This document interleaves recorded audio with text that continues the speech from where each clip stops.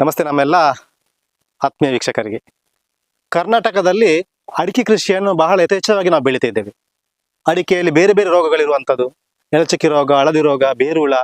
ಇಂತಹ ದುಸ್ಥಿತಿಯಲ್ಲಿ ಕರ್ನಾಟಕದ ಹೆಚ್ಚಿನ ಕೃಷಿಕರು ಒಂದು ಪರ್ಯಾಯ ಬೆಳೆಯತ್ತ ಮುಖ ಮಾಡ್ತಾ ಇದ್ದಾರೆ. ಕಡಿಮೆ ಖರ್ಚಿನಲ್ಲಿ ಸುಲಭ ವಿಧಾನದಲ್ಲಿ ಶಾಶ್ವತವಾಗಿ ತುಂಬ ಬೇಗವಾಗಿ ನಾವು ಕಾಳುಮೆಣಸನ್ನು ಹೇಗೆ ಬೆಳಿಬೋದು, ಇದನ್ನು ನಾಟಿ ಮಾಡಿದರೆ 6ರಿಂದ 7 ತಿಂಗಳಾಗುವಷ್ಟೊತ್ತಿಗೆ ತುಂಬ ಎತ್ತರವಾಗಿ ತುಂಬ ಬೇಗವಾಗಿ ಗಿಡ ಬೆಳವಣಿಗೆ ಆಗುತ್ತೆ.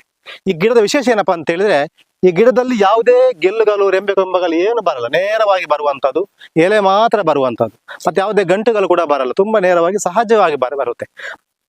ಇದಕ್ಕೆ ಕಾಳುಮೆಣಸು ಬಳ್ಳಿಯನ್ನು ಹಾಕಿ 7ರಿಂದ 8 ತಿಂಗಳು ಅಷ್ಟೇ ಆಗಿರುವಂಥದ್ದು.